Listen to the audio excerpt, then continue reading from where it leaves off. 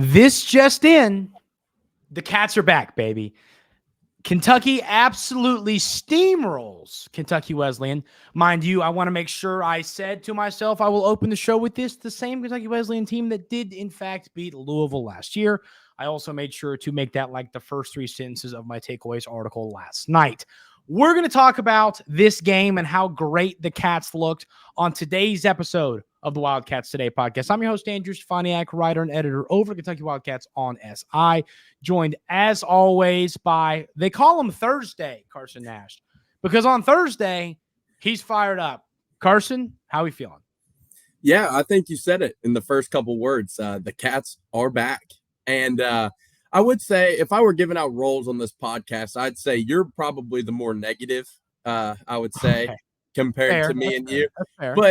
But when last night rolls around at 8:23 and I get a text message from Andrew mid-game, I've booked flights to San Antonio and hotel rooms. It's normally probably a good thing. It's normally a good thing. And you want to know how I feel about that, Andrew? How?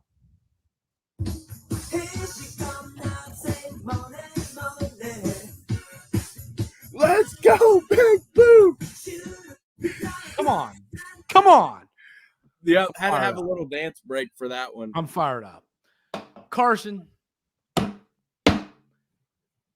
Now, here's the deal. I'm going to start with this. If you've made it 1 minute and 38 seconds past us dancing, then before you go comment this, hear me out. Yes, it was Kentucky Wesleyan. And no, we're not going to use they beat Louisville as a barometer for the goal of a program. That is all true. To me, this game wasn't about final score. It was about the eye test. That's what this game was about. Didn't care if we won by 40, if we won by 210, or if we won by 90.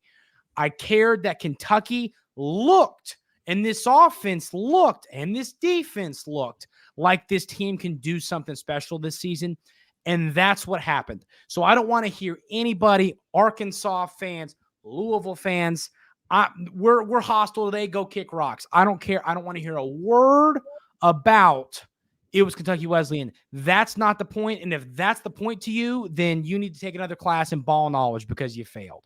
Yeah.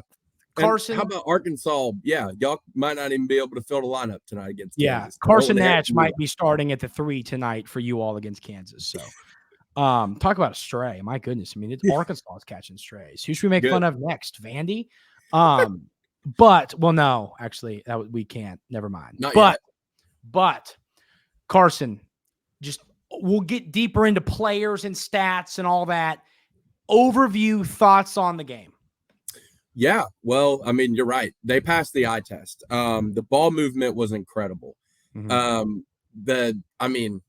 I can't even, like, everything you wanted to see that we have been talking about, that the media has been talking about, that Coach Pope has been stressing on, everything went right in Kentucky's way. Everything that you wanted to see, they did.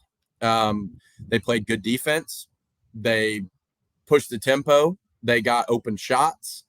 There's really not much more you can ask. I mean, you score 60 points in the first half, you hold the other team under 28, and then you score 63 in the second half and also hold them under 28 again in the second half. So I'd say 2 perfect halves of basketball pretty much is what I would sum that up to.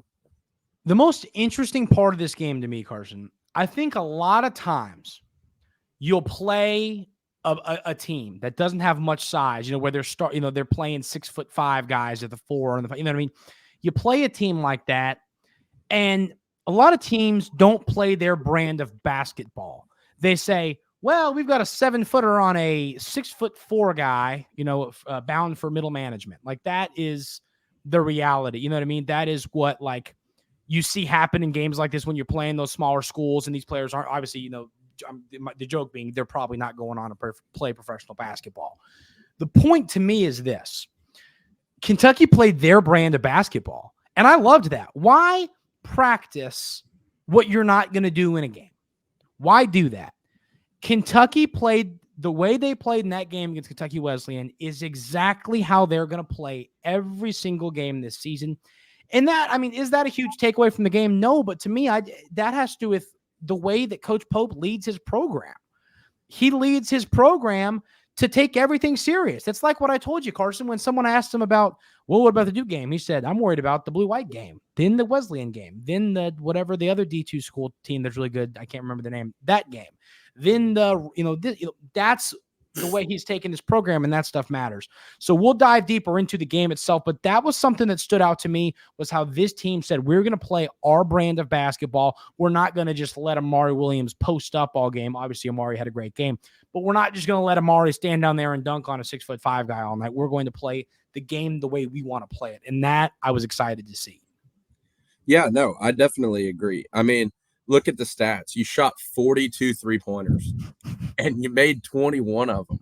I mean, that is Coach Pope's brand of basketball, like to a T. And he said that we passed up on a couple that he thought we should have shot. So it could have been near 50. Isn't that would have broke Kentucky's record for 3-point shots made in the game. Yeah. I tell you this. You know what I love too? There were a few, and what's funny is I'd love to hear Coach Pope's thoughts on this, but there were a few, like Andrew Carr could have taken a 3 and shot over top of somebody, but he gave up a good shot for a better shot. Yes. I saw that 4 or 5 times in this game. Heck, Walker Horn, he passed up a good shot for a better shot. Walker John Stockton Horn with the up and under assist. Yeah, I'm serious. Like, it was. This team was passing up good shots for great shots, and that is winning basketball. The teams that settle for the good shot when there's a great shot available, yeah, you're going to make some, but you're not going to make as many as great shots. And that's what this team was doing, and that got me fired up. That saying, it's a basketball cliche, pass out a good shots for great shots. That's what this team does, and it will lead to a higher percentage of 3. Okay, Carson. Kentucky on 42 attempts. I'm going to do math here. Okay, they made 21. It's like 48%. I'm kidding. They made 50% of their threes on 42 attempts. Here's what Kentucky's not going to shoot 50% from 3 this year. They're not.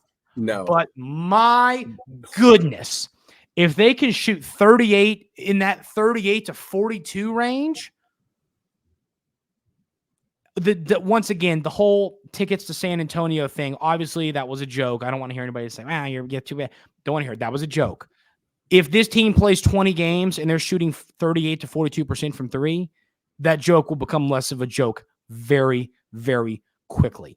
The way this team passes the ball and gets those open looks, it's just going to be special. So Carson, if you got any other thoughts on the game as a whole, give them to me. But then I want to start getting into player by player. But give me your thoughts. Yeah. Anything else on the game? Yeah, I'll end with this. I think defensively it looked a lot better than what I was kind of expecting. And you saw Pope come out of timeouts and switch up the defense and kind of just throw things at Kentucky Wesleyan. Wait, you're allowed to do that? Yeah. You actually are. You're allowed to do that. Carson, you're actually allowed to go see players when they're injured too. Carson, I've been watching Kentucky basketball for about 15 years now, or whatever, 12 years, and I'm pretty sure it's in the rules you can't do that. Yeah, they haven't done it that whole time. You can't do anything else. You just have to play man. I figured. That's what we've been seeing our whole lives. So refreshing. Yeah, seriously. Another big picture thing that I want to talk about here, and I'm sorry, I'm just deep diving into the culture things, but it's stuff that matters to the long-term brand of Mark Pope's Kentucky. I agree. And hear me out on this. Do you know what Otega was asked about his thoughts on the performance? You know what his response to that was? What? He immediately talked about how there were a few cuts to the basket that they had that Kentucky's got to defend better. He didn't say, I had a great game. I was awesome. He didn't say Jaxson Robinson is literally 6'7" Curry. He didn't say Trent Noah is 6'6" Curry. He didn't have anything. He talked about how there are a few things to clean up on defense. You want to talk about a team with a gosh darn winning mentality? That, ladies and gentlemen, if you want your Andrew motivational speech of the day, is a mentality you want to carry with you your whole life. Don't care how good you do at something, you can always be better. You're the best. Can LeBron James be better? Could Michael Jordan? Could Kobe? Could Steph Curry be better? Yes, they could be. Could Jaxson Robinson be better? No. But I'm serious though. Like you can always be better. There's no such thing as being perfect at anything in life. You can always be better. And that quote from Otega said to me, this team will never be content with their performance. And that is a winning mentality. I love that. I love that completely. That shows this team has the right head on their shoulders. They know what they need to do. That reminds me of like a Nick Saban type thing. Yeah. They're always getting better. I love that. That makes me feel good about where this program is at. And it makes everything feel like Mark Pope was 100% the right guy here. Oh yeah. I mean, it's like the video where they're up like 42, Alabama is on somebody random, and he calls timeout and he goes, we're running zone. What the world are you doing? And you're Get out of the game. Yeah, you're going, dude, there's 2 minutes left in the game. You're up 42. There's time on that clock. This is a teaching opportunity. There's no such thing. And I think Saban and Pope have different styles of it, but it's the same thing. Yeah. Saban is get your head out of your mouth. It's the winning mentality and that's where the similarities are when it comes to coaching style. And anyone that says they have similar mentalities of that. No, it's not the same style, but it's the mentality. It's a winning mentality, and that'll help these players. All kidding aside, about Walker Horn, learning from Mark Pope, he'll be a better person for it. Walker Horn's not going to play in the NBA, and I promise he ain't going to play overseas. But I think that he's going to learn a lot as a human being from Mark Pope, and that stuff matters. It's not basketball isn't everything. It might feel like it to all of us, but it's really not. And these kids have lives after. They're all not going to make it pro, and they're going to learn some valuable life lessons from Mark Pope that are going to serve them well down the road. So that's something special too there. So Carson, let's get into more individual, and we'll go player by player, but just first name that comes out of your mouth. Who do you want to talk about first? Who got you fired up? Yeah, I want to start with the captain, Lamont Butler. I think he had a game for the ages. And I mean, are you kidding me? Talk about a stat line. Are you kidding me? He had 11 points, 6 rebounds, 6 assists, and 6 steals. Are you kidding me? He was on 2 blocks. He had 2 blocks. And he was 5 of 8 shooting. Yeah. God. I mean, he is a stud. He's a stud. But he's a basketball player, Carson. Yeah. He's a basketball player. And on top of that, a dog. Yeah. I know some people get annoyed by using the word dog, but it's sometimes there's points in life where it works. And for Lamont Butler, that dude, I mean, I'm not trying to keep saying winning mentality, winning attitude, but that dude just knows what winning is about. He's been to a national championship game. He's hit a game winner in a Final Four. He's had some special moments in college basketball. He's a really good leader. You can just tell that. I just have a lot of respect for Lamont Butler as a player on the court, but also just as the human being he is and the way he's leading this basketball team. He's going to be one of those cats that he's not going to be here long, but he's going to leave a mark on this program for a long time. Oh, I 100% agree. And everyone can get behind a guy who's giving it 110%. And that's going to help our team give 110% because you see this guy going out giving it every single night, and you're going to feel obligated to do the same. So it's exciting stuff. It really is. The guy to me, the 2 guys, if I had to list my top 3 players that we have to talk about quickly, Lamont would have been on that list, and then it would have quickly got to Otega and Jaxson Robinson. We needed to see Jaxson Robinson prove to us that he is that guy. And I mean, he just looked silky smooth shooting the basketball, Carson. In this ball game, Jaxson Robinson, 7 of 12 from the field, 5 of 9 from 3, 3 rebounds, only turned the ball over 1 time. And I'm sorry to go back to Lamont Butler. How many times did he turn over the rock in this game, Carson? Probably 0, considering he had more steals. He had more steals than we had turnovers. As a team. Yep.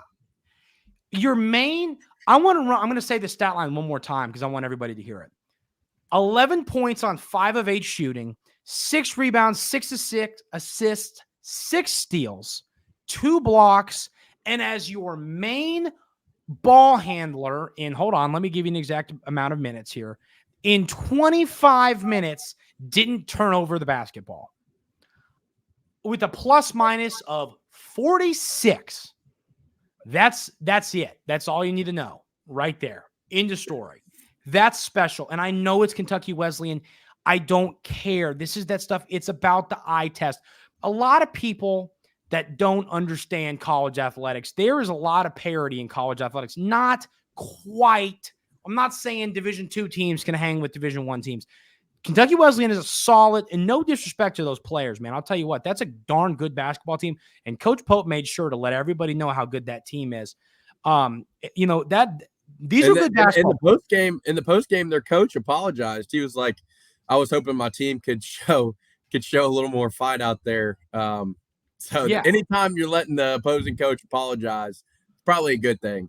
But that's what I'm saying is there's a lot of parity in college athletics too. I mean, I'd say probably baseball is the sport where it's closest. There's a lot of NAIA JUCO schools that can beat Division I schools. Basketball, you don't see it as much. But Carson, you're going to see a lot of Division II teams beat Division I teams in these exhibition games. And Kentucky Wesleyan is not a bad team. I'm not trying to make the argument that we're going to the Final Four. We beat Kentucky Wesleyan. That's not what I'm trying to say.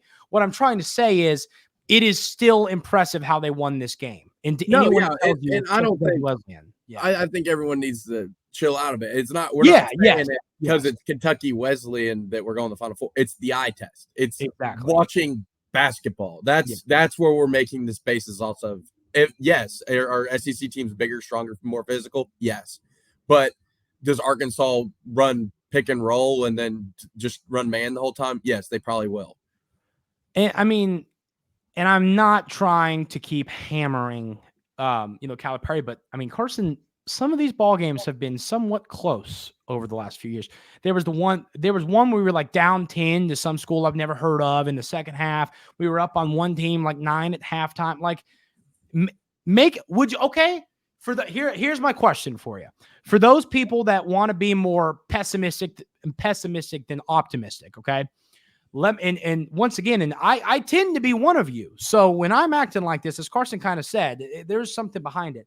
Would you rather us be talking about, well, Kentucky beat Kentucky Wesleyan 68-57, or would you rather be us talking about Kentucky beat Kentucky Wesleyan 123-52? They made a statement. You play the games on your schedule. That's what you do. It's the third biggest win in program history. Yeah. So I mean, I don't. That's my. If you don't count the exhibitions against countries, because back in the 50s and 60s we were kicking other countries' butts. But yeah, USA baby. But that's, I'll end my spiel on the. But I want to reiterate this one more time: is don't let anybody take this away from you as a fan or any of these players or coaches. This was a big night against a solid Division II program. No, we didn't beat Duke by 71 points last night, but you had an opportunity to prove something, and you proved it. You did the best you could do, and that's all you can ask for. And I'm fired up. So let's move on, Carson. So we've talked. We'll talk about Otega. 7-9 from the field, made both of his three-pointers, made both of his free throws, 5 rebounds, 3 assists, and a steal in 18 minutes, a plus-minus of 35, which was only behind Almonor and then Butler and Jaxson Robinson. What were your thoughts on the way Otega played in this game? Yeah, Otega is your guy, in my opinion, that gets you to that next level, right? So if Otega can start playing like that and be that type of player night in, night out, good luck, because he's so good defensively, and pairing him with Lamont Butler in the backcourt is going to cause a whole lot of trouble for other teams. And watching him get to the basket at ease, again, Kentucky Wesleyan, whatever, but he was efficient. He made his shots, and his threes, one of them was contested. The other one was open, but making his shots is huge. Him becoming a good offensive player really takes this team to the next level, because instead of putting Kobe Brea at the 2, he can come off the bench and provide a spark, and you can kind of have your defensive guys ride it out and still get that offensive production from Otega. Yeah, no kidding. So next player I want to talk about here was Andrew Carr. 10 points in this game, 4 of 4 from the field, 2 of 3 from the line, 4 rebounds, 1 assist. Didn't turn the ball over, 1 personal foul. What were your thoughts on the way he played in this ball game? My thoughts are that the game got out of hand too fast, because Andrew Carr, he looked really, really good when he was on the court. I just don't think that first basket of the Pope era. Yeah. And how about that play call right out of the gates? Like, when have you seen a screen in the post to allow a big man to get free and get a free layup the first play of the game. That was so refreshing. But I thought Andrew played great. He was efficient. We just didn't really need him as much. Yeah, agree. And once again, I mean, you can't. The dude was 4 of 4. It wasn't like we're sitting. Well, he went 4 of 10. I mean, he made all the shots. I don't nothing. You know, I mean, 10 points a game. Once again, I mean, he'd be averaging. What's the middle between 25 and 10? I'm not a math guy, Bill Nye. Whatever. 17 and a half. There you go, Bill Nye. He would be averaging, you know what I mean? So it's like 10-point games. It feels like 10-point, you know what I mean? Like, it's not a bad game. He made his 4 shots. He got 10 points. You see a game like that where Kentucky wins in the SEC play, frankly, in any game, you're happy with that. So that I agree with you exactly what you said there about Carr. Amari Williams, man, 5 of 6 from the field, 12 points, 2 of 3 from the free throw line, 5 rebounds, 6 assists, and a block in only 20 minutes. Carson, thoughts on Amari?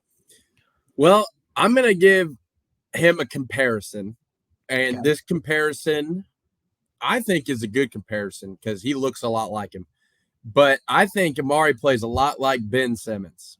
You can tell me differently, but his fluidity, he is absurd. He can pass. LSU Ben Simmons or current Ben Simmons? LSU Ben Simmons. I just wanted to make sure because now he doesn't have the finishing and dribbling that Ben Simmons did, but he can still finish. But he, good Lord, can he move for a 7-foot big guy that looks like that?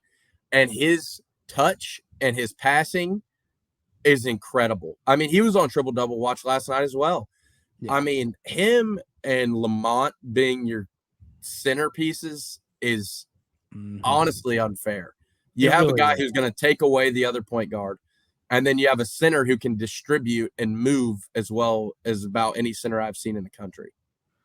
Yeah, I mean, I don't even know what else needs to be said about. How about that block he had? That was like a. Did you say volleyball? Like that was like a volleyball. Yeah, like that was like when someone sets you in volleyball. Ask Cameron, he knows more about it. And he slammed the ball down, but it was like, I mean, it wasn't like a push. It was like a downward angle, just boom, right at your face. Yeah, that looked like Cam Coulter at Marika's every. Yeah, it did. Yeah, that really did. So Kobe Brea, the first thing I thought about this was he comes off the bench after the game. He talked about embracing his role. And that's what I love is he embraces his role, whatever it is, whether he's starting coming off the bench. And that's how the whole team's going to be. And I love that. But he goes 5 of 7 in this game, 3 of 5 from deep, 13 points, 2 assists, a rebound, a steal. And one of the threes was just, I mean, he comes off a screen and just in your mouth. The goggles are back. It's so I was fired up at his performance in this game.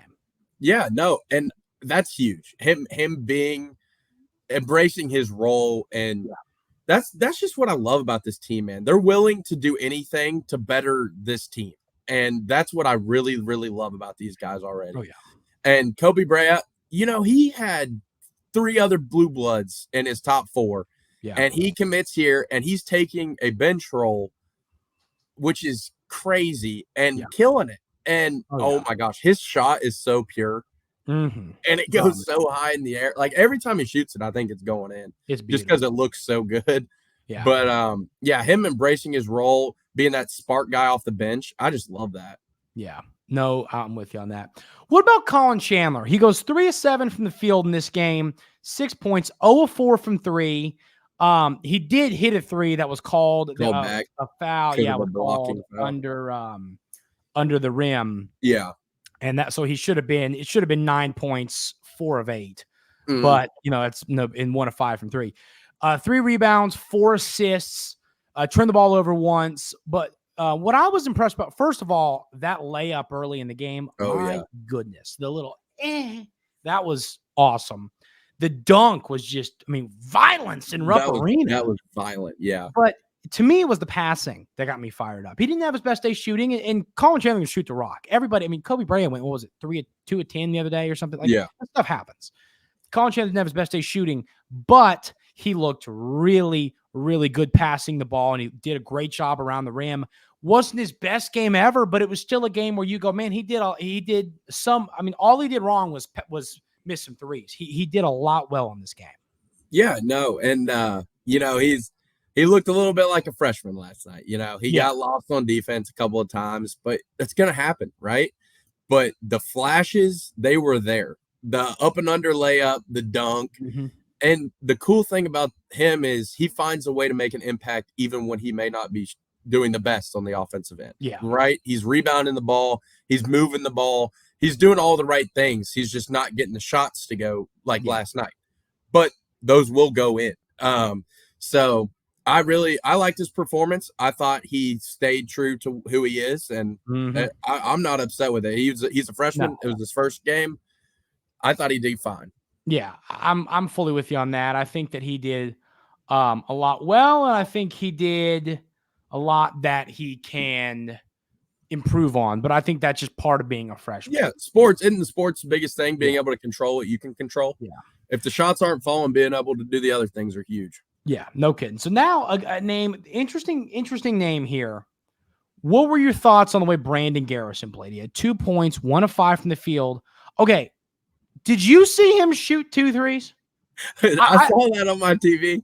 I'm going to be dead serious with you. And you all got to understand, like, I watched the whole game and then I opened the stat sheet and I go, when did Brandon Garrison shoot 2 threes? They came in like the same time. Like he took two in like the same time window. I must have been writing something down. I don't know because I never saw that because you'd heard me. No. They actually didn't look like horrible shots. I'm not going to lie to you. I call a spade, and I love Brandon Garrison. I love him. He's one of my favorite players on the team to interview. Seen him in warm. Yeah, honestly, his jump shot did not look that bad. Yeah. And both hit the back iron, so it means they was just a little long. They weren't bad shots. Yeah. Okay. Well, you're giving me a little bit more confidence. Now, are they my favorite shot? Probably not. With this team, I'm gonna say no, but still. Yeah, but are they? They're not worse than Amari Williams' jump shot. I'll tell you that. So I'm not too mad at him for taking them. They were both wide open. So if he's gonna take them, I'd rather it be then later on down the season if that comes to it. But exactly. Oh, right. Yeah, rather now than then. What about the 2 young guns, Travis Perry and Trent Noah in this game? Trent Noah got Rupp Arena on its feet, but what were your thoughts about both of them as a whole, Carson? Yeah, I'll start with Travis. I thought Travis played really well. He's filling in for Kerr because Kerr's out, so he's playing more of the point guard role, even though I think he's probably more of a 2. Yeah. So he's probably not getting as many shots as he normally would, but I thought Travis played good. He had 5 rebounds and 3 assists. Yeah. I mean, 5 rebounds, 3 assists from Travis Perry. And 5 points on 2 assists. Yeah.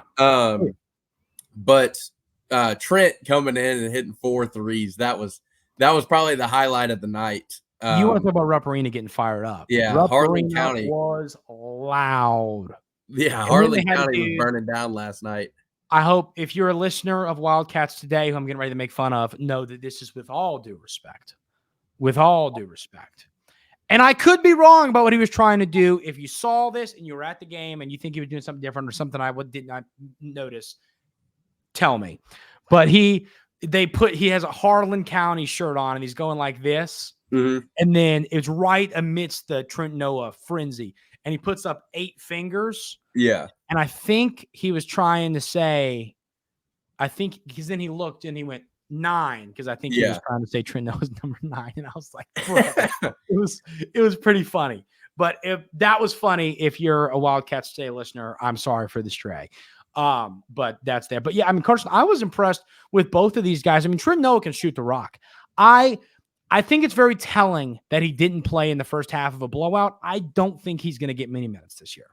But especially I believe starts back in the rotation. But I believe in him in the future and what he's going to become. So that's my thought. I agree. I could be wrong, but I think it was telling. Like I said. Yeah, me and you've said that many times. We think Trent's going to be a baller. Yeah. We just don't think it'll be this season. And he showed it last night. I mean, the dude's got a sniper. He's a sniper. Yeah. Now, Travis Perry, I think I am still kind of. I think in my opinion, I think Travis does more in the terms of a basketball player. Yeah. I think Trent right now is probably a little athletically behind defensively. Yeah. And I think Travis doesn't have that problem as much. and he can impact the game in other ways other than just shooting. Yeah. So I'd say Travis gets more run than Trent this season, but I mean, if you can't keep him off the court if he does that. Yeah. So last player, and then we got a recruiting nugget, and we are going to get out of here. None other. This is the Joker, right? Yeah. This is what this is supposed to be. Oh yeah. Ansley Almonor. I figured it was. Who was that? Like the Dark Knight? I've seen the Dark Knight. Yeah, he like holds up the thing over his. It's like a. Yeah. Okay. Well, I knew it was the Joker. I just was trying to think which movie, or maybe it's all of them. I don't know. But Ansley Almonor, which by the way, regardless of what movie it came from, it's bad arse doing that after you make a three. Let me put a smile on that face. Yeah. Ansley Almonor, 5 of 7 from the field, only shot 3. So he was 5 of 7 from deep, 15 points, 4 rebounds, 2 assists, a block, and a steal. No turnovers, a plus 39 from Mr. Farley Dickinson himself. Ansley Almonor, remember the name because he's going to play a serious role for this team. He got me fired up. Oh, man. I mean, he's got the quickest trigger and one of the nicest jump shots I've ever seen. Yeah, like for a 6'7" dude. Yeah, it is absurd. Like the one where they made an extra pass to him and he kind of pump fake, took a sidestep and then shot it. I was like, that's elite. Oh no, yeah, beware. That's elite. And having a 6'7" guy who's had tons of college experience being able to do that off the bench for you. It's a mismatch. It is a complete mismatch. And he's not just shooting from the 3-point line. That dude will pull up from out there, and you got to guard him because he'll make it. Yeah, no question. It was a special game, and I'm already excited to break down next. Carson, we can discuss this. We'll put the show previewing Tuesday's game out Monday. Yeah, we can do that. We'll discuss that more, but so beware, we might be coming at you on Monday. Yeah. Carson, give us your recruiting nugget, and then we are getting ready to weekend. Yeah, so more good news for the Kentucky faithful as Caden Lewis has been crystal balled to Kentucky by Travis Branham, who's the big wig over at 247 Sports. He got 3 crystal balls, 2 others from one Kentucky insider, and then there was another insider from one college. I don't know. But Kentucky insider Andrew says he's coming to but that's only good news coming after his last official visit to Kentucky. I expect this to be wrapped up in early November, and then once he's on, all eyes turn towards Caleb Wilson. And I think he's I think Lewis is a cat. Wilson will have to see, but Lewis, I feel pretty darn confident he's a cat. It'd be a shock if he didn't come to Kentucky. And Lewis will help with Caleb Wilson, as you know. They've been very vocal about wanting to play together, so it can only help. Yeah, no question. That's going to wrap it up. We have a lot of activities Carson and I have. We got a big weekend here. It's going to start with beating the hell out of Auburn. That's going to happen, and we got a big weekend coming up, and I'm fired up. We're going to have a fun one. Hopefully we'll see y'all at the football game, and hope everyone once again have a great weekend. Hit that subscribe button if you haven't already. Really, really appreciate y'all. This team's going to be fun. It's going to be special. Go Cats, and we will see y'all next time right here on the Wildcats Today Podcast.